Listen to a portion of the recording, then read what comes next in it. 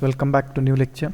Today we are going to discuss about research problem. Previously what we have seen is we have discussed about what is meant by research process. We have taken introduction of research process.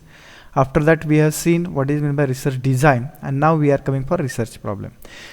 As we are knowing, research problem is one of the very important step in the research methodology or in the process of doing research. Okay, so let's discuss what is meant by research problem in detail. A research problem in general refer to some difficulty which researcher experience in the context of either theoretical or practical situation and want to obtain solution for the same.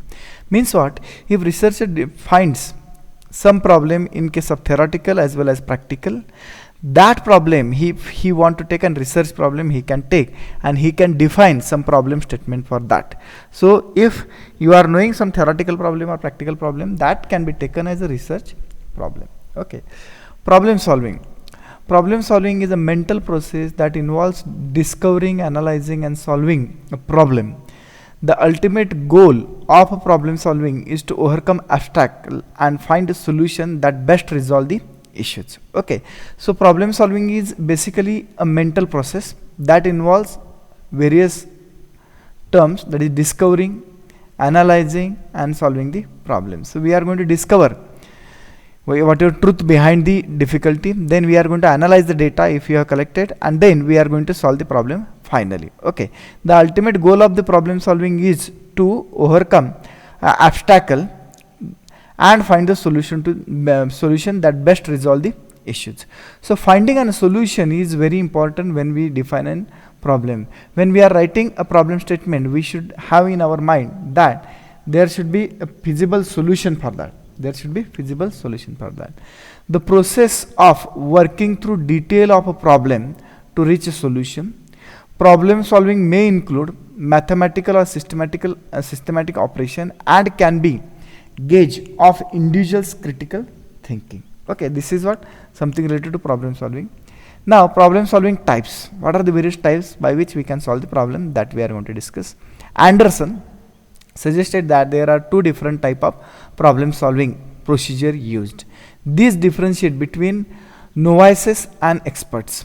Novices, or it's called as beginners, use a weak method of procedure. Okay, so this novices means what? It's for a beginner and they use weak method or procedure. These procedure are domain independent. It can be applied to any domain. So if we are using a beginner process and this is a domain independent, so it can be applied to any domain. These require sustainable mental effort to perform. Experts use domain specific procedures. So whatever the beginners are there, they are using these novices, whereas the expert, if you go, they use domain specific procedure. These are a combination of specific problems solving situation and series of compiled action leading to solution. These procedures are cited by successful repetition. Example: driving home, flying a plane and playing a video game. So these are two problem solving methods. One is called a domain independent, another is called a domain specific. Okay, some problem solving strategies. What are the strategies that we'll see? Every problem solving domain has its own strategies. Breaking a big problem into smaller problem is one of these general purpose strategies. So generally whenever we go for any kind of research, simple if we consider BE project also, there what we do, we convert a big problem into small problem and then we work on the small problem. If you go for directly a bigger problem, then it becomes quite difficult. For that purpose, any problem we are going to convert into divide into small problem, and then we are going to try to find out solution for that. Next, doing library research is another general purpose strategy. The idea of breaking big problem into smaller problem is called as top down strategy. There is a top down strategy. What is top down strategy? Converting big problem into small problem is called as top down strategy. The idea is that it may be far easier to deal with a number of small problems than it is to deal with one large problem. The use of effective strategy is common. For example, how to memorize a set of materials. Do you just read the material over again? This is not a very effective strategy. There are many memorization strategy that are better. So this is very good example they have told. If you try to remember all material names at a time, then it becomes very difficult. If you try to mug up again and again, then also it becomes very difficult. So in order to avoid that, what you do, you use a strategy for remembering that. So that different strategies will be used for that. So whatever method we have discussed, converting big problem into small problem, that is what called as top down strategy. For example, a simple strategy is pausing to review. Simple strategy is pausing to review. Other strategy include finding familiar chunks, identifying patterns, and building association between what you are memorizing and things that you are familiar. Okay. Now problem solving process. What is the problem solving process? Let's check. We engage a problem solving when we need overcome obstacle in order to answer question or to achieve a goal. Let's consider. This is a problem solving technique. Problem solving methods are given. What are the problem solving techniques? This is first one. What is first one? Problem identification. Second one, definition of problem. Third one, constructing a strategy for problem solving. Fourth one, organizing information about problem. Fifth one, allocation of resources. Sixth one, monitoring problem solving. Seventh one, evaluating problem solving. Okay, so these are 7 steps which are included in problem solving. What is meant by problem identification? This is the first step. First of all, we have to identify a problem. It may be in a research oriented or not, library problem or laboratory problem or any other kind of problem. So first of all, you have to identify that there is a problem present. Then defining a problem. So whatever problem identified here, that problem we have to convert into statements, and you have to define that problem in the statement by using statement. You have to form a statement for that. Okay. Third problem. What is the third step? Construction strategy for problem solving. Now once you define a problem by using statement, then you are going to think about how this problem can be solved. So problem solution strategy should be decided earlier. Then next, fourth, organizing information about problem.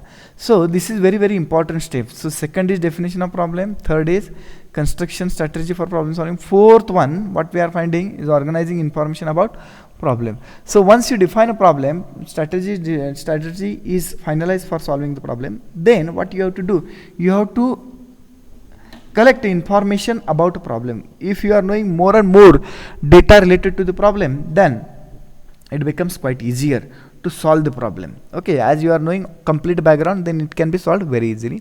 Then allocation of resources, you have to allocate the various resources which is required for solving the problem. Sixth number, what is sixth number? Monitoring problem solving. So when we are going to take a step for problem solving, then we are going to monitor how you are going to solve the problem. You are going to monitor how you are going to solve the problem that we have seen it. Seventh number, what is seventh number? Evaluating problem solving. Once you have solved problem, after solving, you are going to evaluate the problem.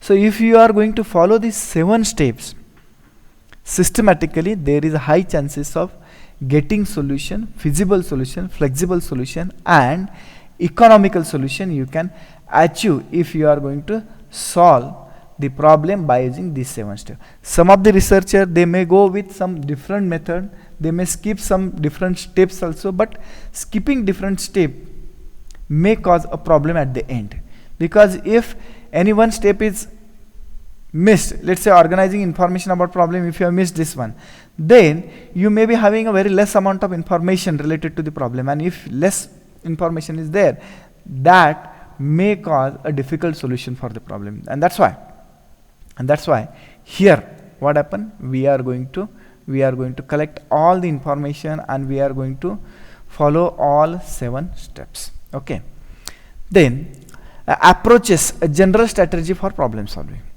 Here is a general 6-step strategy that you can follow for attempting to solve almost any problem. Note that there is no guarantee of success. However, this 6 step might get started on a pathway of success. Here we are going to discuss 6 steps, and that 6 steps will not give a guarantee of success, because here there may be some fault in defining a problem itself. So if that is the case, then even though you have followed all 6 steps, then also there is a chances of getting a failure of the solution. So it will not give a guarantee of success, but it will make it easier, and it will have a economical solution. To understand the problem, that is the first step, understand the problem. Second step, determining plan of action. Next is think carefully about possible consequences and carrying out your plan of action. Next one, carry out your plan of action. Next one, check to see if desired goal has been achieved by carrying out your plan of action. 6, do a careful analysis of the steps you have carried out and result you have achieved to see if you have created a new additional problem that need to be addressed. Okay, so these are all 6 steps. These are all 6 steps that you should follow it, and after following you will get a solution easy. There is no guarantee of success. Success may not be possible, but you can come to the solution earlier. Okay, that's the general strategy for problem solving. Now different approaches of problem solving. This we will see to the next lecture. Thank you.